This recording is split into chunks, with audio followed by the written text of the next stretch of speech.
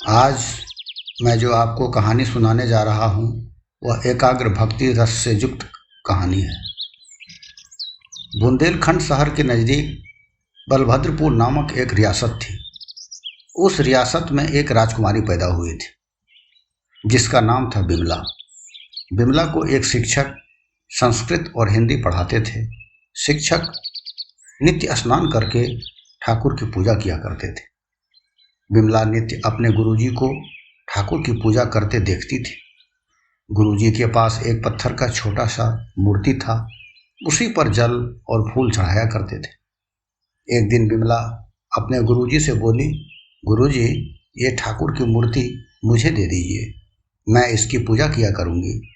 तब गुरुजी बोले, देखो बिमला, अभी तुम छोटी हो, अभी तुम गुड्डा गुड़िया से खेलो, धीरे धीरे बड़ी हो जाओगी तब तुम्हारा विवाह हो जाएगा और तुम ससुराल चली जाओगी, तब तुम कैसे ठाकुर की पूजा करोगी, क्योंकि वहाँ तुम्हारे ऊपर बहुत सारा दायित्व रहेगा। लेकिन वह बच्ची इन बातों में कहाँ उलझने वाली थी, क्योंकि पूर्व जन्म से ही वह ठाकुर से जुड़ी थी। वही संस्कार उसके मन के चेतनावाही स्मृति को झकझोर रही थी। उसकी जिद्द को देखकर गुरुजी सोचे, यह बच्ची मन की बहुत निर्मल और सीधी है। तब उन्होंने बिमला से कहा, मैं जब नर्मदा नदी नहाने जाऊंगा वहां से एक ठाकुर जी की प्रतिमा ला दूंगा। तब जाकर बिमला शांत हुई। गुरुजी सोचे, नर्मदा में जब स्नान करूंगा वहां नदी में नीचे से सुंदर और गोल सा पत्थर ला कर दे दूंगा और कहूंगा, यही ठाकुर जी है, इसी की पूजा करो। गुरुजी ने ऐसा ही किया।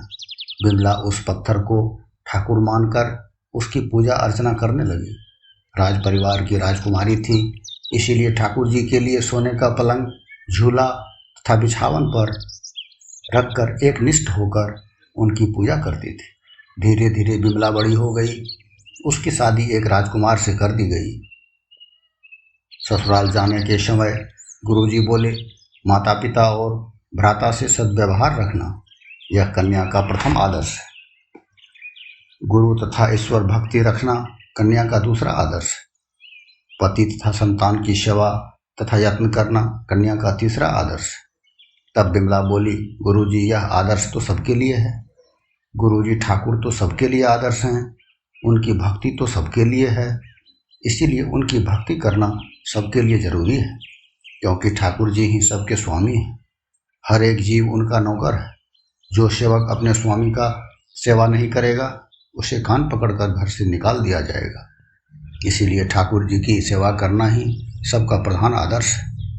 गुरुजी ने कहा, यदि तुम ईश्वर भक्त बनोगी तो तुम्हारे आचरण स्वयं धार्मिक रहेंगे। ईश्वर की छवि की छटा का नाम ही धर्म है। धर्म को जब वास्तविक कर्म से जोड़ दोगी तो वही वास्तविक कर्म है।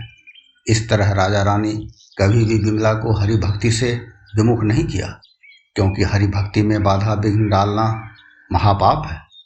अब बिमला गुरुजी से पूछे, गुरुजी, मैं अपने ठाकुर का नाम क्या रखूं? गुरुजी ने कहा, इसका नाम सिलबिल्ले रखते हैं। तब से बिमला उसे सिलबिल्ले ठाकुर कहने लगी। इस प्रकार वह नियमित स्नान कर सिलबिल्ले ठाकुर की पूजा करने लगी। समय आया, अब वह दुल्हा राजकुमार के साथ सकुशल ससुराल चली। रास्ता में धूप तेज होने के कारण दोपहर के समय एक जगह सभी लोग पड़ाव डाल दिए। उसी समय राजकुमारी का पति राजकुमार उसके पास आया। वह राजकुमारी को सुंदर देखकर अति प्रसन्न हुआ। उसके बगल में सोने की संदूकी देखकर राजकुमार पूछा राजकुमारी से कि इस संदूकी में क्या है? राजकुमारी बोली, इसमें मेरे सिलबिल्ले ठाकुर जी हैं। राजकुमारी बिमला ने चाबी लेकर उस संदूकी को खोलकर दिखाया। उसमें ठाकुर जी रेशमी कपड़ों में फूलों की गद्दी पर विराजमान थे। उसे देखकर राजकुमार हंसा, क्योंकि उसे बाहरी दुनिया की हवा जो लगी थी। वह बोला, ईश्वर कहाँ है? यदि है भी तो वह निराकार, अजर अमर, सच्चिदानंद व्यापक है, और तुम इस नर्मदा की पत्थर। राजकुमार ने कहा, बिमला, तुम बहुत सरल हो। इतना कहकर राजकुमार उस ठाकुर रूपी पत्थर को उठाकर वहीं बगल के एक कुएं में डाल दिया। ससुराल पहुंचकर राजकुमारी भोजन करना छोड़ दिया, केवल जल पीकर रहने लगी, क्योंकि उसके मन में हुआ कि मेरा ठाकुर तो कुएं में सिर्फ जल पीकर ही रहता होगा, वहाँ तो उसे भोजन नहीं मिलता होगा। अब उसके मन में सिर्फ एक ही बात थी कि अब मुझे मेरा सिलबिल्ले ठाकुर कब मिलेंगे। भोजन छोड़ने से उसके ससुराल वाले सोचते थे शायद घर की याद आती होगी, इसीलिए बहू भोजन नहीं करती है।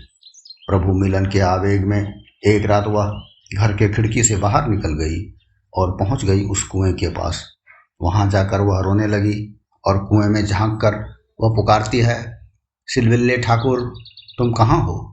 उसी समय ठाकुर अपने भक्त की आवाज़ सुनकर अंदर से आवाज़ दिया, मैं यहाँ हूँ बिमला, मुझे छोड़कर तुम कहाँ चली गई थी। बिमला ने कहा, बाहर आ जाओ, मैं बाहर हूँ। अंदर से आवाज़ आई, तुम ही यहाँ आ जाओ। बस क्या था, राजकुमारी बिमला कुएं में कूद पड़ी। अंदर जाकर बिमला ने देखा पानी की जगह फूल ही फूल भरे पड़े हैं। उस पत्थर रूपी भगवान के बजाय साक्षात ठाकुर जी विराजमान हैं, पीताम्बरी धारण किए हुए, बनमाला तथा मुरली से सुशोभित। बिमला बोली, तुम ही मेरे सिलबिल्ले हो। ठाकुर जी ने कहा, हाँ सिलबिल्ली। तब बिमला बोली, अब मैं उस घर में नहीं जाऊंगी क्योंकि वहाँ सभी इष्ट विरोधी हैं। मैं तो अब सिर्फ तुम्हारे पास रहूंगी क्योंकि तुम ही मेरे सब कुछ हो। तब ठाकुर जी बिमला से बोले, तुम राधा रानी की सरलता से उत्पन्न हुई हो। संसार की समस्त स्त्रियां शक्ति के विभिन्न अंगों से उत्पन्न हुई है। आज के इस कलयुग में तुमसे सरल स्त्री की गुजर नहीं हो सकती। सरल को लोग बेवकूफ़ समझते हैं। तब बिमला ने पूछा, तुम्हारा घर कहाँ है। भगवान बोले, मेरा घर गोलोक में है। बिमला बोली, वह कहाँ है। भगवान बोले, पृथ्वी से ऊपर, चंद्र सूर्य से भी ऊपर गोलोक है, बहुत दूर है। तब बिमला बोली, तब तो बहुत दूर है, वहाँ जाने में बहुत समय लगेगा। तब ठाकुर जी बोले, मैं अपने योग बल से क्षण भर में वहाँ पहुँच जाऊँगा। इतना कहकर भगवान बिमला के सिर पर हाथ फेरा। बिमला की आत्मा उस शरीर से निकलकर प्रभु में समा गई। दोनों क्षण भर में गोलोक पहुँच गए। बस यहाँ छोड़ गए अपनी कहानी। इसीलिए तुलसीदास जी रामायण में लिखे हैं, जिनकी रही भावना जैसी, प्रभु मूर्ति तिन्ह देखी तैसी। इसीलिए प्रेम और विश्वास से बड़ा कुछ भी इस संसार में नहीं है। पता नहीं कहाँ चला गया है ये दोनों।